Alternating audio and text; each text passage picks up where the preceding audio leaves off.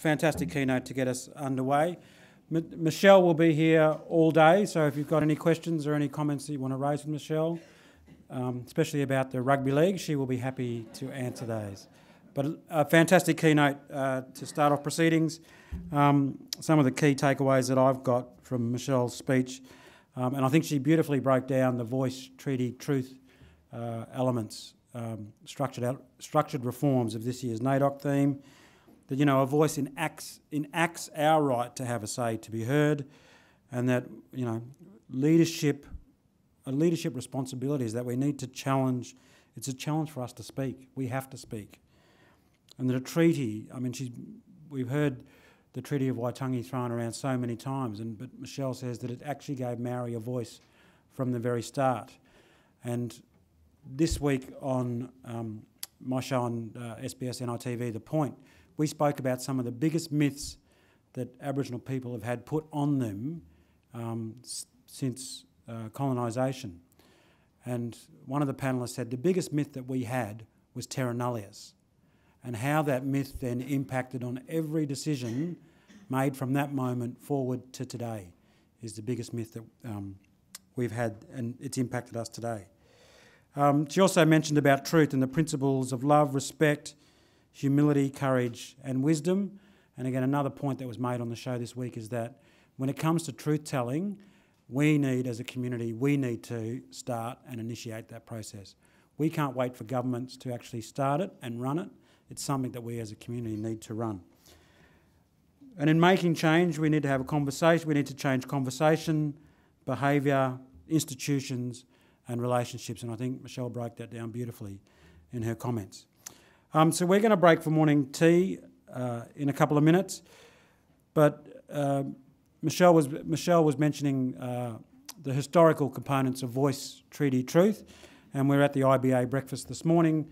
And Rachel Perkins, one of our fantastic First Nations directors, has put together a little segment explaining the historical elements of voice, treaty, truth, and we've been able to grab that for a preview here today. So just as we break, this will take us to the break of morning tea, but what we've been saying is for generations we have been asking for a voice, we have been asking for a treaty, and we have been asking for the truth of this country to be told. And this will show us why. So we can play that video. But just like there are hundreds and thousands of nations of Aboriginal and Torres Strait Islander people across this country with varying opinions, I think it's really important that people's voices get heard. And whether you agree or disagree with what Lydia or any others say, I think it's important for everybody to have that opportunity to speak. I did speak at the ABC's Indigenous Staff Network in Wollongong last week, and we talked about leadership, and we talked about, you know, the opportunities that we have as Aboriginal and Torres Strait Islander people to support other Aboriginal and Torres Strait Islander people who are in positions of influence or who do have that voice that people are listening to, about supporting them regardless of whether you as an individual agree with that or not. And, you know, I'm pleased that Lydia did accept our invitation to be here today. So just a couple of takeaways from Lydia's talk. She talked about the powerful versus the powerless. And, you know, that's very prevalent in all of our communities. There are the powerful, there are those leaders out there that don't take people along the journey with them, that believe they speak on behalf of lots of our mob. And then there's those who try but don't often get their voice heard.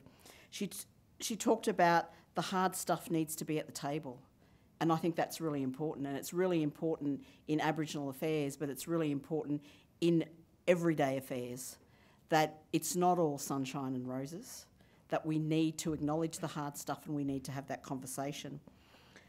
She talked about you know, for herself, it's not about leading the community, it's being led by the community, and about seeking permission from the Oldfellas to be able to represent the community, and I think that's really important.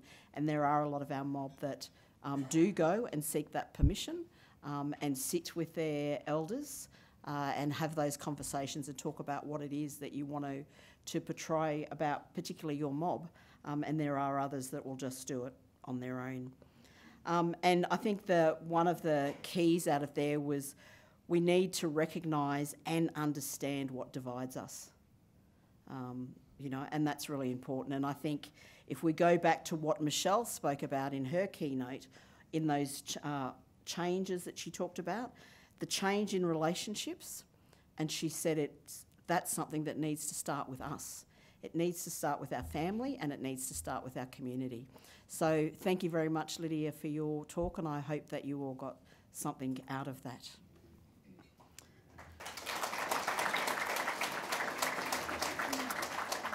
Okay, I'd like to introduce our next speaker, who's going to be speaking about governance and community leadership. And one of the great things, you know, often people think about leadership and they think about how are they going to do things to make a difference, and people have this thought that you've got to come to Canberra or you've got to go to your capital city to be able to have your voice heard or to make a difference. Dr. Josie Douglas is the Central Land Council Policy Manager, and she coordinates the Council's policy and advocacy positions and leads the research activities of the organisation. She's involved with working with the Council and the Executive on governance and governing processes. Josie comes from the Territory, Wardaman people, Wardaman people, and her traditional lands are just southwest of Katherine. She's still working in the Territory and she's making these differences in the Territory, and I think she'll have some really great insights to share with us. Please welcome Dr. Josie Douglas.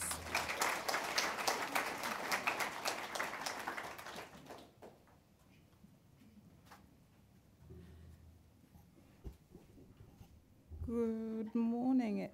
Are we still morning? Just. Oh, there, my PowerPoint's up. Well, hello everybody. I'd just like to thank Glenda for the welcome to country this morning and acknowledge that we are a Ngunnawal country. It is a really great privilege to be talking to you on Ngunnawal country, and I'd also like to thank Michelle for the very generous invitation to come and share some learnings from the Northern Territory and specifically Central Australia. So I work at the Central Land Council, and it is a representative body governed by 90 Aboriginal people. It's probably the largest council in Australia, actually.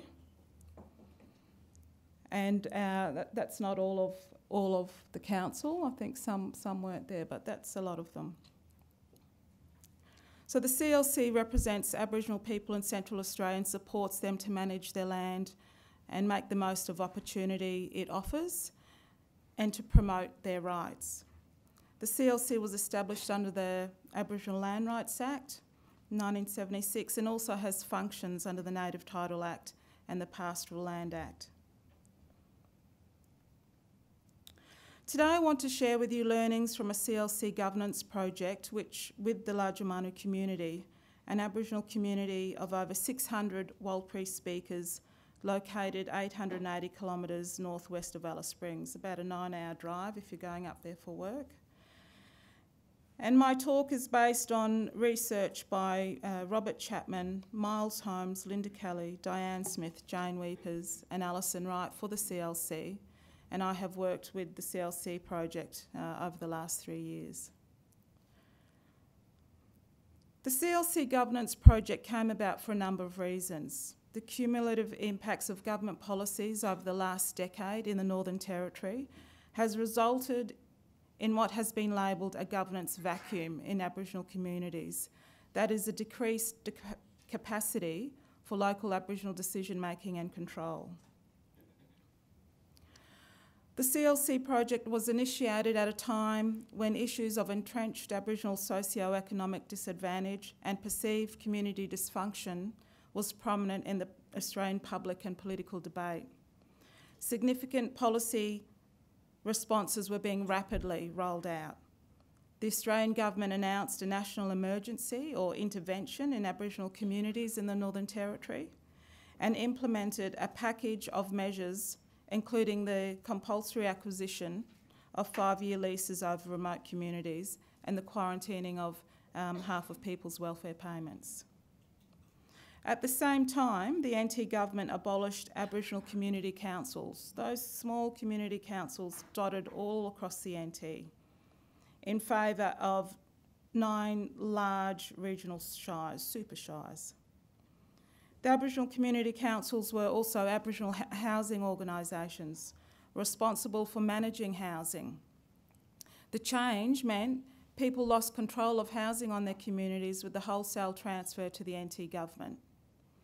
As a result, in a short space of time, remote communities were confronted with profound changes, which largely transferred control and power from local Aboriginal people to government entities and non-Indigenous NGOs. In parallel, and ironically, governments were also exploring how to overcome gaps in socio-economic disadvantage by improving service delivery, interdepartmental coordination, and community governance building.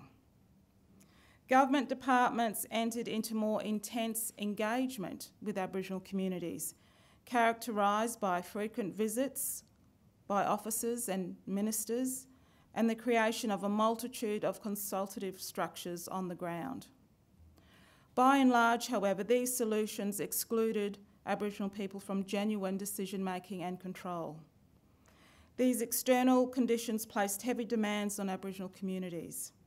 One of the local consequences is that the workload of decision-making and accountability falls onto the shoulders of a few people who often become disillusioned, while the capacity for collective action is undermined by failures of government departmental coordination and communication.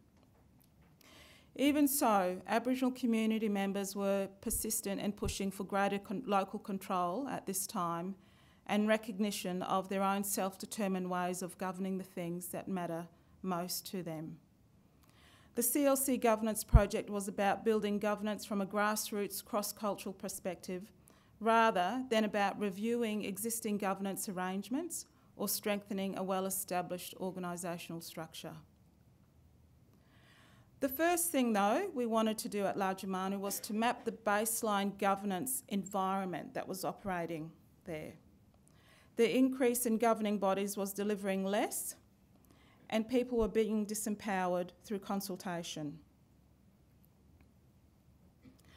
So the 3 tiers of government, Commonwealth, anti-government, local government, were just, motor car after motor car, in and out of Largermanu.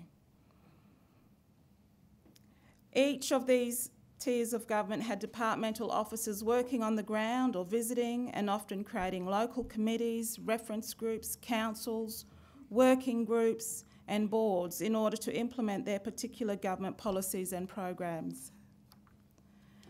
Many of these externally created structures have local residents elected as board or committee members so that government can secure Warlpiri involvement in consultation and decision making.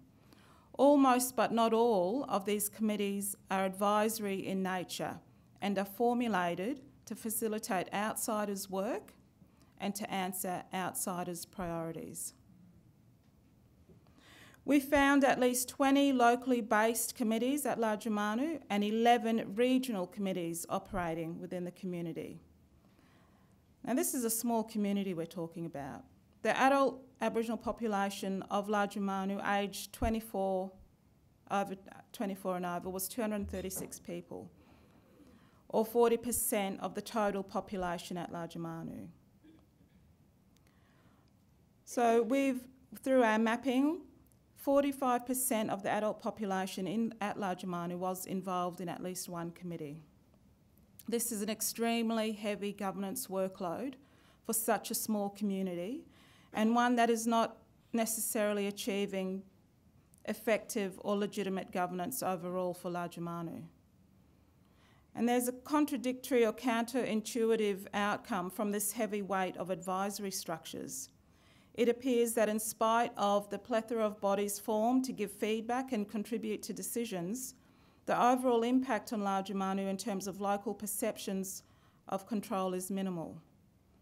Warlpiri people did not feel collectively empowered by so many consultative governing structures, nor was it clear that such a large number of governance mechanisms did anything to deliver more efficient services or improved socio-economic outcomes on the ground.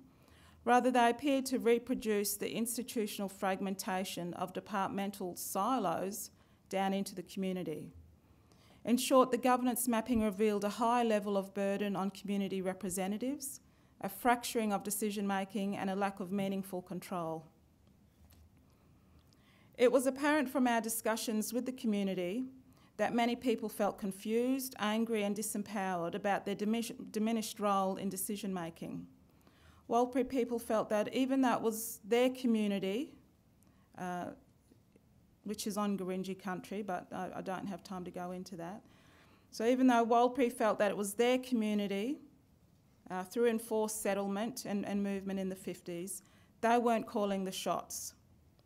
And this was due to a multitude of disconnected and informal governing mechanisms created largely by these external agencies. There was also considerable cross-cultural misunderstanding about exactly what constituted effective governance and how that might be developed and sustained on the ground. CLC emphasised in early meetings at Larjamanu that we did not have any preconceived answers or solutions, but that the proposed governance project would work alongside Larjamanu residents to better understand the governance conditions and to improve local control within their community. So what did we do? We worked with a group called Kuriji. So as the project progressed, the Larjamanu Kuriji group, also known as the Law and Justice Committee, became key to the CLC governance project as a fledgling but credible structure which could be supported to develop and extend their existing governance role in Larjamanu. The Kuriji group is a group of senior men and women who have tremendous cultural authority. And the group evolved out of the Larjamanu Tribal Council in the late 80s and early 90s. So this Kuriji Law and Justice Committee had two primary functions. It was as the interface between the Western law and justice system and working collaboratively on addressing criminal justice issues, and an informal role in facilitating community dispute resolution and maintaining sound relations between the community and government agencies. The governance mapping carried out by CLC resulted in the project focusing on rebuilding governance in areas where Warlpiri people could exercise some immediate control. And we refer to this as internal governance, meaning issues that were internal to the community and to a certain degree within the current governance capacity of the community leaders. So internal governance issues included Kuriji's own consensus decision-making, adapting cultural structures into Kuriji administrative processes, managing behaviour in the community, and the explanation and adherence to cultural protocols by Aboriginal and non-Aboriginal people. Internal governance was identified as an appropriate starting point because much Warlpiri governance was already functioning well, such as the running of ceremonies, sports weekends, cultural and religious events, and could provide confidence and opportunity for reflection by this group. The intensity of external demands was so great that people could only hope to be reactive at best and had little space to build autonomous decision-making processes, always having to provide a quick response. Community leaders felt a need to be able to effectively govern the issues directly impacting upon Larjamanu before they could respond to broader external governance issues. Internal issues are community issues that people are familiar with and which they can more easily workshop solutions. Therefore, people were more able to effectively respond to those issues, such as reducing the impact of conflict in Larjamanu or addressing substance abuse and the conduct of visitors in the community, and thereby begin to build their own confidence and legitimacy within Larjamanu. And it's easier to consider and build the ability to control and make decisions of internal community issues than it is to control the wider governance environment or influence external interagency issues. So it was one step at a time. As confidence grew with Kutuji and the support of Larjamanu community, the project contributed to the extension of the Kutuji Law and Justice Group focus to include a range of internal community governance functions and increasingly over time, engagement with mainstream organisations and government. To support the Kutuji group and governance, CLC put in resources. These things do not happen by themselves. A funded part-time project officer was based at Larjamanu, and we provided financial, administrative and HR support for the position. Independent evaluations were conducted. The goal of CLC was to support rebuilding governance processes to the point where we could step away, we wouldn't be needed. This is happening with Kutuji now incorporated and a staged transition phase in place. Key outcomes include Kutuji's role is now widely understood in Larjamanu. People of all ages increasingly see Kutuji as an important way of doing things in a strong Yapa or strong Walpri way, and that this group has local legitimacy and credibility. Kutuji is seen by Aboriginal people as beginning to address elements of the governance vacuum. A few points now about governance in general. So governance is often discussed by government in terms of corporate governance and technical and financial skills required to manage Western-style institutions, rather than the deeper processes of group planning and decision-making that lie at the heart of governance. For this reason, many people tend to miss the fact that many aspects of Aboriginal life are well governed, particularly large logistical events of ceremony and sorry business or mourning rites, but also including contemporary sporting events, festivals, programs and service delivery by our community organisations. This governance, this Aboriginal governance, is all informed by network kinship and economic exchange relations, which require complex logistical and political planning, consensus decision-making, implementation skills, and efficient, smooth functioning governance structures. And these processes are evident throughout Australia. And we know that governance is also confused by governments with, in terms of input and consultation, whereby outside people and agencies define both the problem and the solution, and community members then have a chance to be consulted and sometimes mould the solution or a range of options with local flavour. So a key basis of the CLC project was to adopt a developmental approach to building a new model for solving the governance gap and strengthening community governments to create an effective and legitimate community governance mechanism that could find out and articulate the aspirations of community residents, provide for a strong community voice and increase participation, recognise and build leadership capacity, and ensure that government agencies and organisations are doing their business properly, are being targeted and effective and not wasting people's time. A fundamental principle of developmental work is that change must come from the people themselves. Outsiders can provide skills, resources and a different perspective, but meaningful long-term change will only come from within. People create their own solutions and take responsibility for those decisions and the outcomes. That premise is also at the heart of defining what effective governance means. While this may appear simple, in fact, cross-cultural and historical realities create many impediments. In the Northern Territory, as elsewhere in Australia, as Lydia touched on, there are inherent power differentials between Aboriginal and non-Aboriginal people that must be considered and to the extent that is possible, mitigated. In other words, governance development is about power relations and therefore involves two sides of the power equation, not just one, two sets of values and two sets of meanings, many of which are often incommensurable to each other. This requires outsiders to understand both the history and the current circumstances of a community in which they're working. So CLC sought to understand and map Warlpiri people's own traditional governance. It became evident that there was a deep well of knowledge and system thinking amongst Lajamanu residents. The mapping technique identified the strength and clarity people had about their own culture and worldview, as well as a clear sense of correct governance within Warlpiri society. However, what was missing were the opportunities for Aboriginal people to participate in the governance and decision-making processes of their own communities.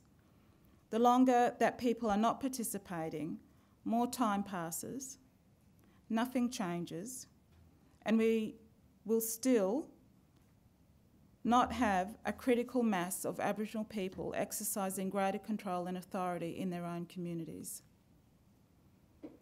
Based on our experience of the past 9 years working with the Kudiji group, we are very supportive of a proposal to establish an Aboriginal governance and knowledge and leadership centre for desert communities in Alice Springs.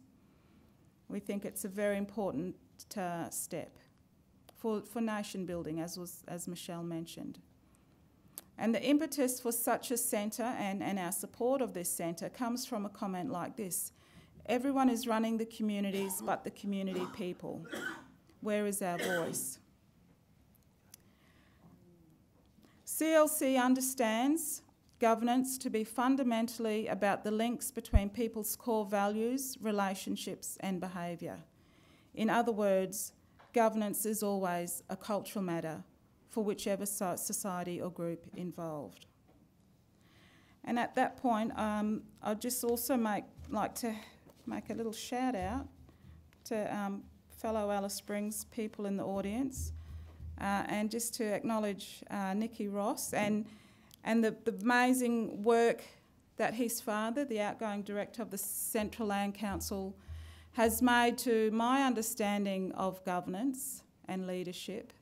And so just to acknowledge the work of David Ross over the last 40 years in being a champion for land rights in this country, and also about how to do governance well and how to be that humble leader. And so on that note, thank you all for listening.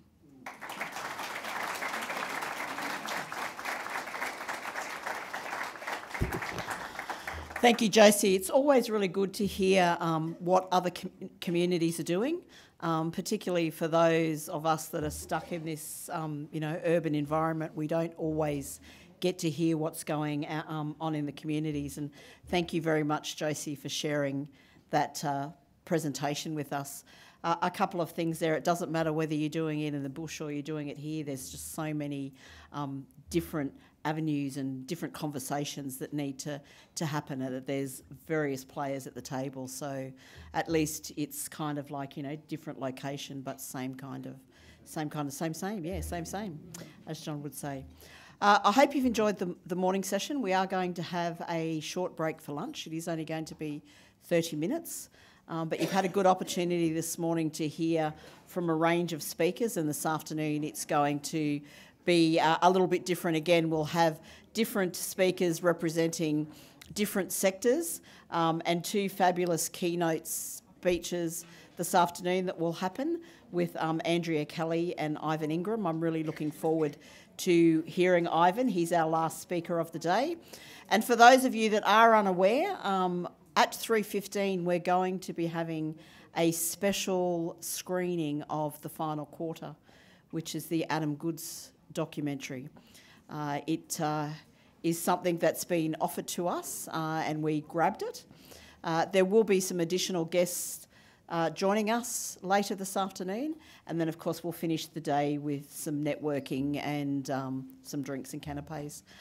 But I encourage everybody to take the opportunity to go and speak to our speakers whilst we're in the break.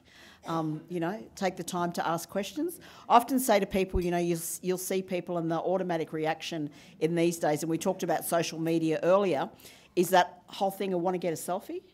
You want to get a selfie with JP, who's actually not here at the minute, but everybody wants a selfie with JP. But how about you ask JP a question? So if you're going to take those opportunities, you've got access to some great people here, and there's some great people in our audience as well who aren't necessarily speaking today, but they've got some really good pearls of wisdom to share with you. So enjoy your lunch, 30 minutes, and we'll be back. Thank you.